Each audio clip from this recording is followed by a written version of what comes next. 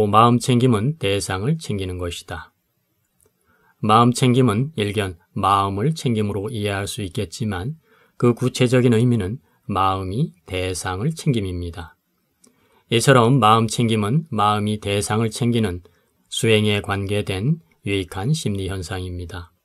그래서 디가니까야 주석서에서는 여기서 마치 송아지 길들이는 자가 송아지를 기둥에 묶는 것처럼 자신의 마음을 마음 챙김으로써 대상에 굳게 묶어야 한다라고 예스님의 경책의 말씀을 인용하고 있는데 마음 챙김에 관한 가장 요긴한 설명이라 할 수 있습니다. 이처럼 마음 챙기는 공부에서 가장 중요한 것은 대상입니다. 주석서의 설명을 종합해보면 마음 챙김은 대상에 깊이 들어가고 대상을 거머쥐고 대상에 확립되어 해로운 표상이나 해로운 심리 현상들이 일어나지 못하도록 마음을 보호하는 역할을 합니다. 마음 챙김이 이처럼 중요하기 때문에 부처님께서는 세매경에서 이렇게 강조하셨습니다. 비구들이여 자신의 고향 동네인 행동의 영역에서 다녀라. 자신의 고향 동네인 행동의 영역에서 다니는 자에게 말하는 내려앉을 곳을 얻지 못할 것이고 말하는 대상을 얻지 못할 것이다. 비구들이여 그러면 어떤 것이 자신의 고향 동네인 행동의 영역인가? 바로 이 네 가지 마음 챙김의 확립이다. 마음 챙김이란 마음이 대상을 챙기는 것이고 마음 챙기는 공부는 마음이 대상을 거듭해서 챙기는 공부이고 마음 챙김의 확립은 마음이 정해진 대상에 확립되는 것입니다. 이처럼 마음 챙김은 그 대상이 중요합니다. 대념적용에서 설명되고 있는 마음 챙김의 대상을 정리해보면 다음과 같습니다.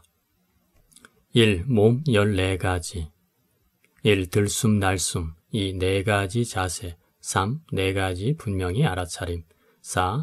32가지 몸의 형태 5. 4대를 분석함 6부터 14. 9가지 공동묘지의 관찰 2. 느낌 9가지 1. 즐거운 느낌 2. 괴로운 느낌 3. 괴롭지도 즐겁지도 않은 느낌 4. 세속적인 즐거운 느낌 5. 세속적인 괴로운 느낌 6. 세속적인 괴롭지도 즐겁지도 않은 느낌 7. 비세속적인 즐거운 느낌 8. 비세속적인 괴로운 느낌 9. 비세속적인 괴롭지도 즐겁지도 않은 느낌 마음 16가지 1. 탐욕이 있는 마음 2. 탐욕을 여인 마음 3. 성냄이 있는 마음 4. 성냄을 여인 마음 5. 미혹이 있는 마음 6. 미혹을 여인 마음 7. 위축된 마음 8. 산란한 마음 9. 고귀한 마음 10. 고귀하지 않은 마음 11. 위가 남아있는 마음 12. 더 이상 위가 없는 마음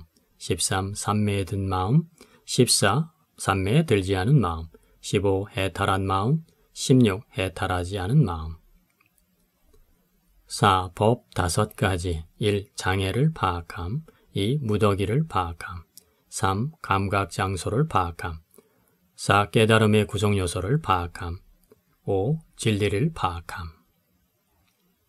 몸이 14가지, 느낌이 9가지, 마음이 16가지, 법이 5가지로 모두 44가지가 있습니다. 대념적용은 이렇게 모두 44가지로 혹은 느낌과 마음을 각각 한 가지 주제로 간주하면 21가지로 마음 챙김의 대상을 구분하여 밝히고 있습니다. 참고로 주석서에서는 대념적용은 예비 단계의 도를 설한 것이고 혼합된 도를 설한 것은 아니라고 하고 있습니다. 6. 마음 챙기는 공부의 요점 몇 가지. 이제 본 마음 챙김의 확립 상유따와 대념 적용 등에 나타나는 마음 챙기는 공부의 요점 몇 가지를 적어보겠습니다. 역시 제목부터 읽어본 다음에 하나하나 설명해 가겠습니다. 1. 마음 챙김의 대상은 나 자신이다. 이 무엇보다도 개념적 존재의 해체가 중요하다. 3. 마음 챙김은 대상이 중요하다. 4. 마음 챙김으로 사마타와 윗바사나를 통합하고 있다. 5. 마음 챙김의 확립 상유따와 대념 적용은 사성제를 관찰해서 구경의 지혜를 증득하는 것으로 결론 맺고 있다. 첫째, 마음 챙김의 대상은 나 자신입니다. 내 안에서 벌어지는 현상을 챙기는 것이 중요합니다. 내 밖은 큰 의미가 없습니다. 왜 그럴까요? 해탈열반은 내가 성취하기 때문입니다. 그래서 법망경 등에서도 부처님께서는 바로 내 안에서 완전한 평화를 분명하게 안다라고 하셨습니다. 대념적용에서는 이러한 나 자신을 몸, 느낌, 마음, 법으로 나눈 뒤 이를 21가지나 44가지 대상으로 나누어서 그 중의 하나를 챙길 것을 말하고 있습니다. 물론 이런 바탕하에서 때로는 밖의, 즉 남의 신수신법의 마음을 챙기라고도 하시며 때로는 나와 남 둘 다의 신수신법에서 마음 챙기라고도 설하고 계십니다. 그러나 그 출발점은 항상 나 자신입니다. 부처님께서는 나 자신이라는 존재에 대해서 교학에서는 오온으로, 수행에서는 사념초로 해체해서 설하신 것입니다. 그래서 오온은 온, 저, 개근, 재현이라는 6가지 교학의 주제 가운데 맨 처음으로 강조되고 사념처는 37불위문법이라는 7가지 수행의 주제 가운데 가장 먼저 설해지고 있는 것입니다. 둘째, 무엇보다도 개념적 존재의 해체가 중요합니다. 이것이 마음 챙김의 대상을 신수신법으로 해체해서 제시하는 가장 중요한 이유라고 저자는 파악하고 있습니다. 나, 내 것, 남, 산, 강, 컴퓨터, 자동차, 우주 등등의 개념적 존재를 해체할 때 무상고 무아를 보편적 특징으로 하는 법이 분명하게 드러납니다. 그러면 더 이상 개념적 존재를 두고 가래와 무명을 일으키지 않게 됩니다. 그래서 해체는 중요합니다. 해체의 중심에는 나라는 존재가 있습니다. 중생들은 무언가 불변하는 참나를 거머쥐려 합니다. 이것이 모든 취착 가운데 가장 큰 취착입니다. 대념적용에서 나라는 존재를 21가지나 44가지로 더 분해해서 마음 챙김의 대상으로 제시하신 것은 이렇게 중요한 의미를 가지고 있습니다. 해체하지 못하면 개념적 존재들에게 속습니다. 해체하면 법을 보고 지금 여기에서 해탈열반을 실현합니다. 뭉쳐두면 속고 해체하면 깨닫습니다. 셋째, 마음 챙김은 대상이 중요합니다. 이것은 주객을 초월하는 것이 수행이라 얼버무리는 우리 불교가 깊이 새겨봐야 할 점입니다. 대념적용 등은 거친 대상으로부터 시작해서 점점 미세한 대상으로 참구의 대상을 나열하여 들어갑니다.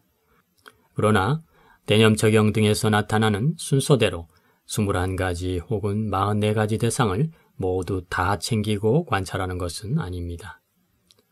넷째, 마음 챙김으로 사마타와 위파사나를 통합하고 있습니다.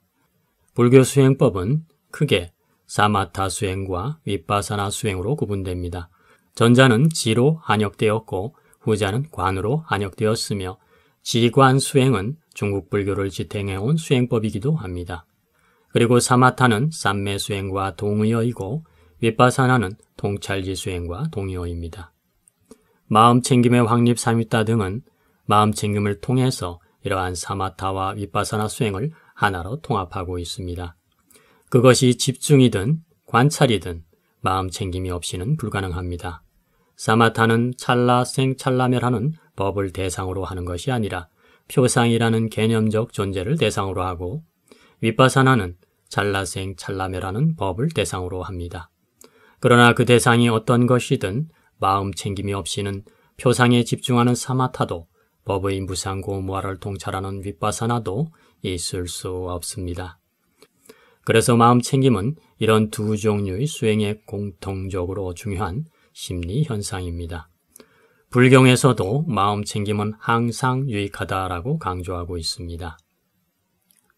다섯째, 마음 챙김의 확립 상유따와 대념처경 등은 사성제를 관찰해서 구경의 지혜를 증득하는 것으로 결론을 맺고 있습니다.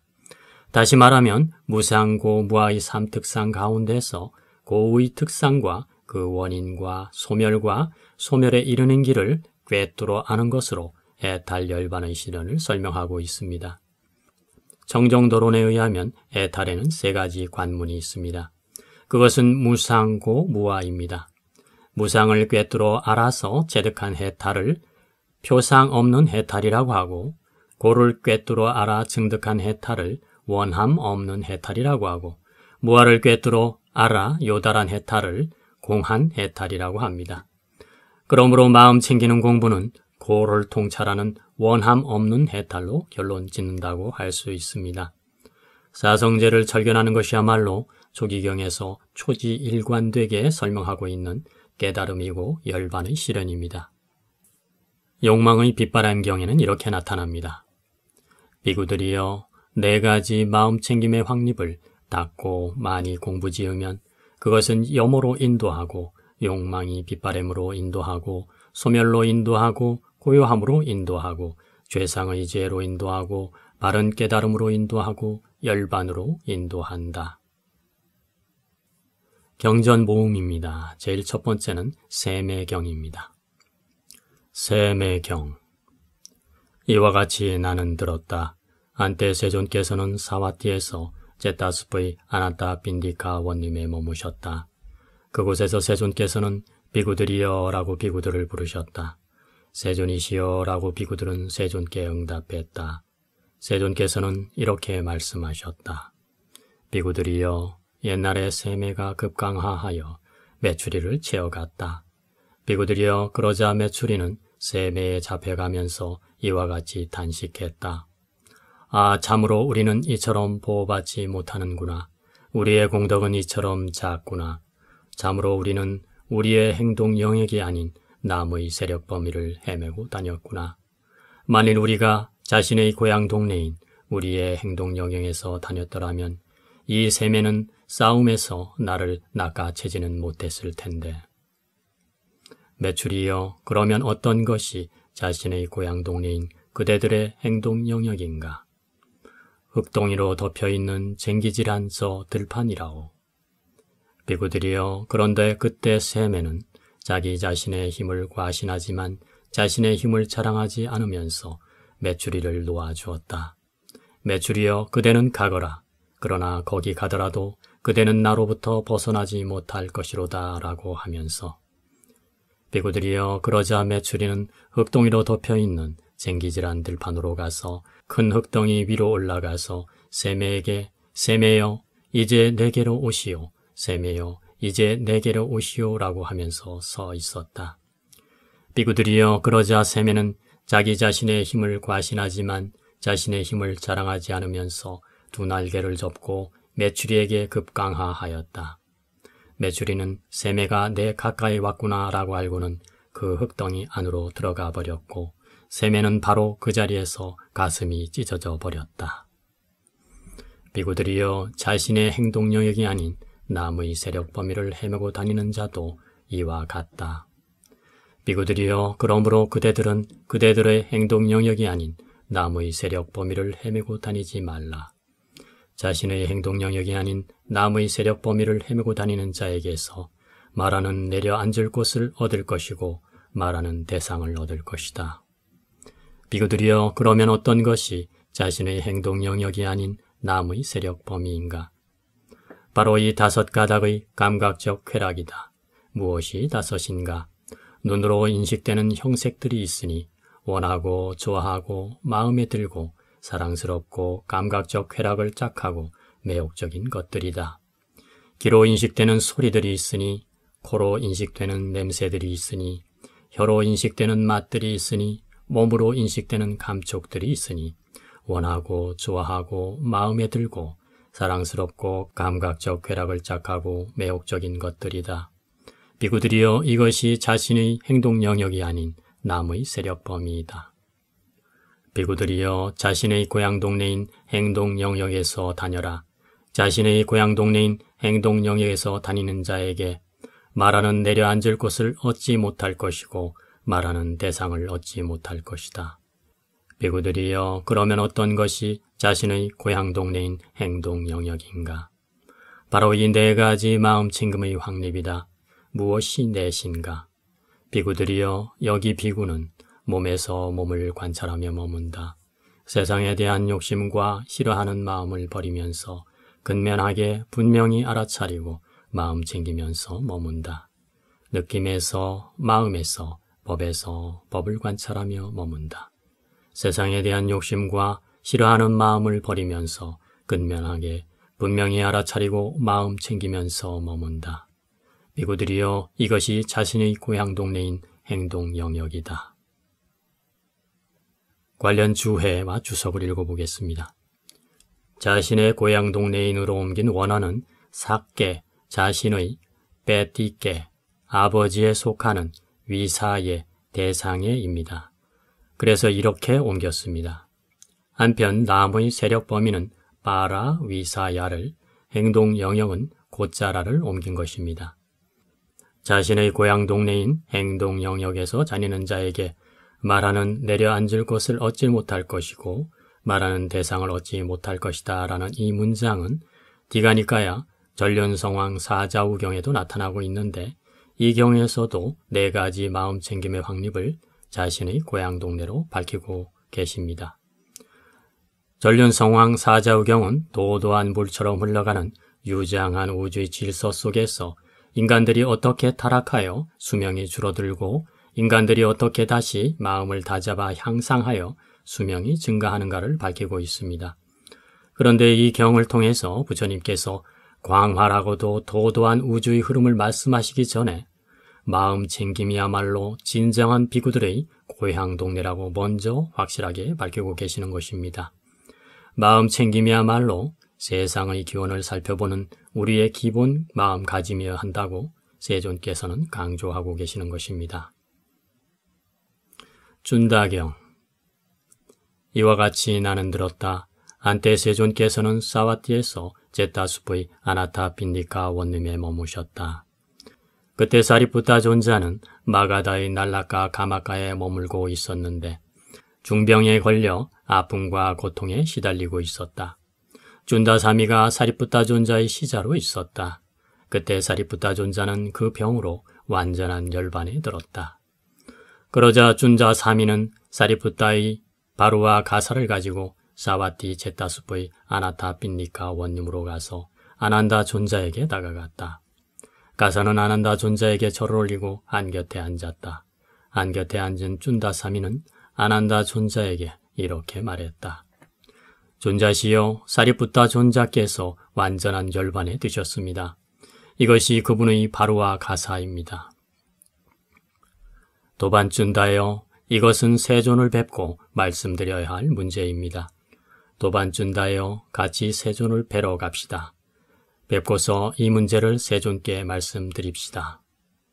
그렇게 하겠습니다, 존자시여 라고 준다사미는 아난다 존자에게 대답했다. 그때 아난다 존자와 준다사미는 세존께 다가갔다. 가서는 세존께 절을 올리고 안곁에 앉았다. 안곁에 앉은 아난다 존자는 세존께 이렇게 말씀드렸다. 세존이시여, 이 준다사미가 이렇게 말합니다. 존자시여, 사리푸타 존자께서 완전한 열반에 드셨습니다. 이것이 그분의 바루와 가사입니다. 라고. 세존이시여, 사리푸타 존자가 완전한 열반에 들었다는 말을 듣고 저의 몸은 무겁기만 합니다. 방향감각도 잃어버렸고 법들도 제게 분명하게 나타나지 않습니다. 아난다여, 사리푸타가 완전한 열반에 들면서 그대의 개의 무더기를 가져가 버리기라도 했는가? 아니면 완전한 열반에 들면서 그대의 삼매의 무더기를 가져가 버리기라도 했는가? 아니면 완전한 열반에 들면서 그대의 통찰제의 무더기를 가져가 버리기라도 했는가? 아니면 완전한 열반에 들면서 그대의 해탈의 무더기를 가져가 버리기라도 했는가? 아니면 완전한 열반에 들면서 그대의 해탈 지견의 무더기를 가져가 버리기라도 했는가? 그렇지 않습니다, 세존이시여. 사리푸타 존자가 완전한 열반에 들면서 저희 개의 무더기를, 해탈 지견의 무더기를 가져가 버리지 않았습니다. 세존이시여, 그렇지만 사리푸타는 저를 교계하고 감싸주고 일깨워주고 가르치고 격려하고 분발하게 하고 기쁘게 하였습니다. 법을 가르치기에 필요한 줄 몰랐으며 동료 수행자들에게 큰 도움을 주는 자였습니다. 저희는 사리푸타 존자가 베풀어준 법의 자양분과 법의 재물과 법의 도움을 기억합니다. 아난다여, 참으로 내가 전에 사랑스럽고 마음에 드는 모든 것과는 헤어지기 마련이고 없어지기 마련이고 달라지기 마련이라고 그처럼 말하지 않았던가. 안한다여 그러니 여기서 그대가 슬퍼한들 무슨 소용이 있겠는가. 안한다여 태어났고 존재했고 형성된 것은 모두 부서지기 마련인 법이거늘 그런 것을 두고 절대로 부서지지 말라고 한다면 그것은 있을 수 없는 일이다. 그런 경우란 존재하지 않는다. 안한다여 예를 들면 속제목을 가지고 튼튼하게 서 있는 큰 나무의 가장 큰 가지가 꺾어진 것과 같다.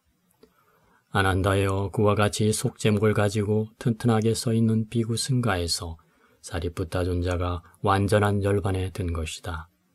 안한다여 그러니 여기서 그대가 슬퍼한들 무슨 소용이 있겠는가.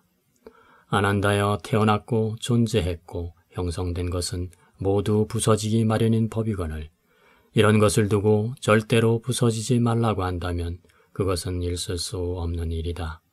그런 경우란 존재하지 않는다. 안한다여 그러므로 여기서 그대들은 자신을 섬으로 삼고 자신을 귀초로 삼아 머물고 남을 귀초로 삼아 머물지 말라. 법을 섬으로 삼고 법을 귀초로 삼아 머물고 다른 것을 귀초로 삼아 머물지 말라. 안한다여 그러면 어떻게 비구는 자신을 섬으로 삼고 자신을 귀초로 삼아 머물고 남을 귀초로 삼아 머물지 않는가? 안한다여 여기 비구는 몸에서 몸을 관찰하여 머문다. 세상에 대한 욕심과 싫어하는 마음을 버리면서 근면하게 분명히 알아차리고 마음 챙기면서 머문다. 느낌에서 느낌을 관찰하며 머문다. 마음에서 마음을 관찰하며 머문다. 법에서 법을 관찰하며 머문다. 세상에 대한 욕심과 싫어하는 마음을 버리면서 근면하게 분명히 알아차리고 마음 챙기면서 머문다. 안한다여 이와 같이 비구는 자신을 섬으로 삼고 자신을 귀초로 삼아 머물고 남을 귀초로 삼아 머물지 않으며 법을 섬으로 삼고 법을 귀초로 삼아 머물고 다른 것을 귀초로 삼아 머물지 않는다.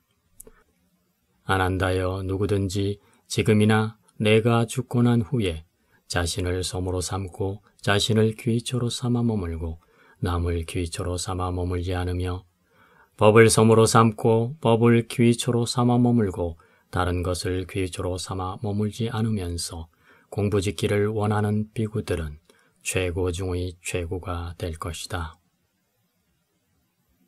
관련 주석과 주해를 읽어보겠습니다. 준다사미는 사리푸타의 동생이었다. 구족계를 받기 전에 불리던 이름이었는데 장로가 된 후에도 이렇게 불렸기 때문에 준다사미라고 하는 것이다. 준다사미는 마준다 존자로도 준다 존자로도 준다가 존자로도 불렸다고 합니다. 한때 그는 세존의 시자소임을 맡기도 하였습니다.